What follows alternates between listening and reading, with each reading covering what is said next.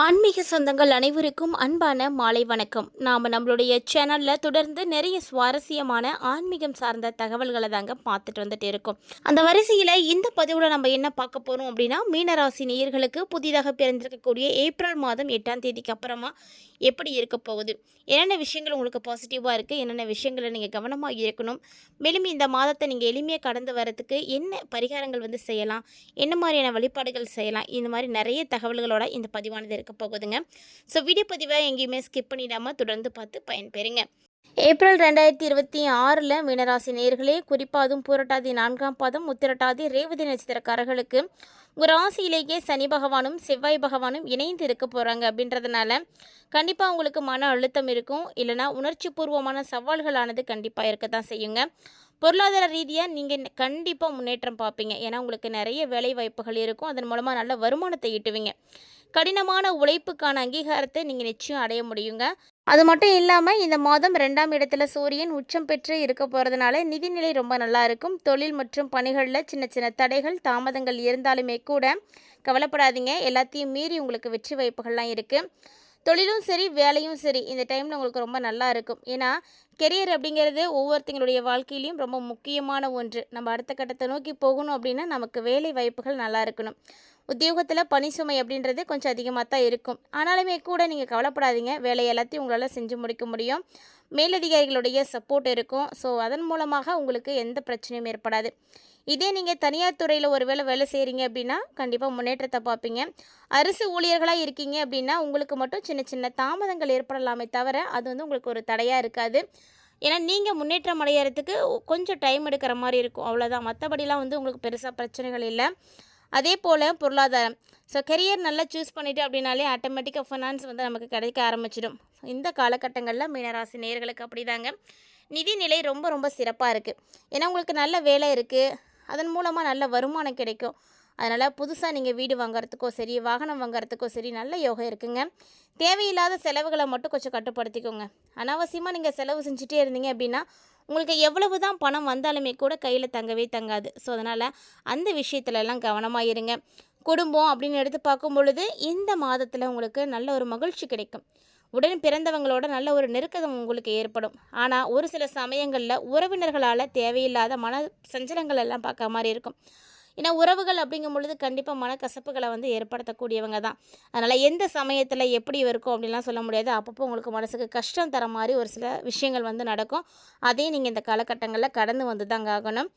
ஆரோக்கிய ரீதியாக பார்க்கும் பொழுது மீனராசி நேயர்களுக்கு கண்டிப்பாக பிரச்சனை இருக்குது. ஆல்ரெடி உங்களுக்கு எல்லாருக்கும் தெரியும், மீனராசிக்காரங்களுக்கு 7.5 சனியானது ஆரம்பமாகி நடந்துகிட்டு இருக்குது. ஸோ இப்போ உங்களுக்கு இந்த சனி பகவான் மூலமாக மன அழுத்தம், தூக்கமின்மை, செரிமான பிரச்சனைகள் இதெல்லாம் ஏற்படும். அதனால் நீங்கள் கண்டிப்பாக ஒவ்வொரு நாளுமே உங்களுடைய உண்ணக்கூடிய உணவில் அக்கறை எடுத்துக்கோங்க, கவனம் செலுத்துங்க. அதே போல் டெய்லிக்குமே உடற்பயிற்சி செய்யுங்க. இல்லை அப்படின்னா உங்களுக்கு சோம்பேறித்தனமானது வந்துடும். சனி பகவான் மூலமாக இந்த மாதிரியான பிரச்சனைகள்லாம் உங்களுக்கு வரத்துக்கு வாய்ப்பு இருக்குது. காதல், திருமணம் இதெல்லாமே உங்களுக்கு ரொம்ப நல்லா இருக்குது. ஆனால் அதே போல் உணர்ச்சி வசப்பட்டுறாதீங்க. முடிஞ்ச அளவுக்கு இதெல்லாம் தவிர்த்துக்கோங்க. திருமணமானவர்களாக இருக்கீங்க அப்படின்னா வாழ்க்கை துணையோட உணர்வுகளுக்கு நீங்கள் மதிப்பு கொடுக்கணும், அவங்களுடைய கருத்துக்கு நீங்கள் மதிப்பு கொடுக்கணும்.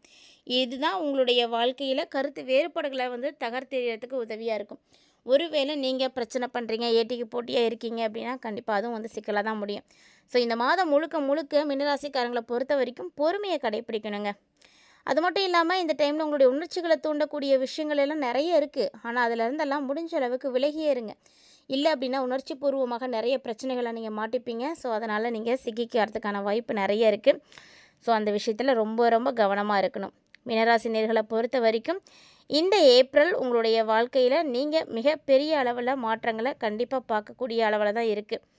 அதாவது எல்லாருக்கும் எல்லாமே கிடச்சிடாது. ஒரு சில நேரங்களில் நமக்கு பிரச்சனைகள் அப்படின்றது இருக்கத்தான் செய்யும். இப்போ அப்படி தாங்க உங்களுக்கு கலவையான பலன்கள் தான் இருக்குது. வேலை செய்யக்கூடியவங்களாக இருக்கீங்க அப்படின்னா இந்த ஏப்ரல் மாதத்தினுடைய ஃபர்ஸ்ட்டில் உங்களுக்கு ரொம்ப ரொம்ப பலவீனமாக இருக்கிற மாதிரி இருக்கும். ஆனால் அதே இந்த 2ஆம் பாதி ஆரம்பமாகும் பொழுது சூரியன் ஒரு உயர்ந்த நிலையை அடைஞ்சிருவார். அப்போ அவர் உங்களுக்கு என்ன பண்ணுவார்னா ரொம்ப ரொம்ப உதவியாக இருப்பார்.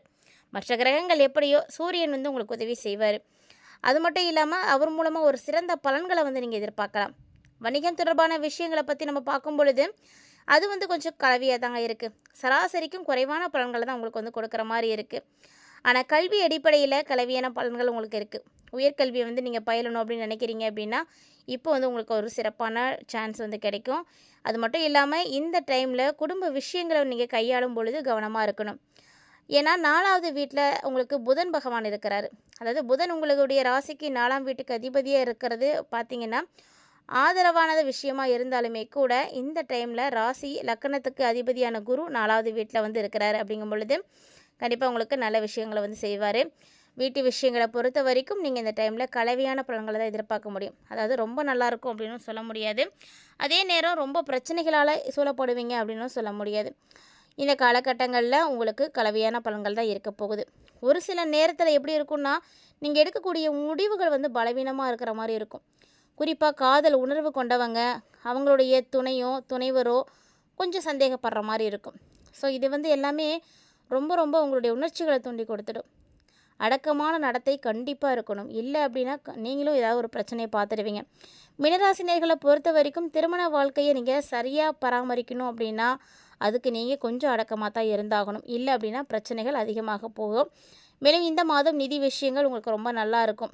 ஏன்னா ஆல்ரெடி பார்த்தீங்கன்னா முன்னாடியே சொல்லிட்டேன், வேலை நல்லா இருக்கும் பொழுது பணத்துக்கு கண்டிப்பாக பிரச்சனை இருக்காது.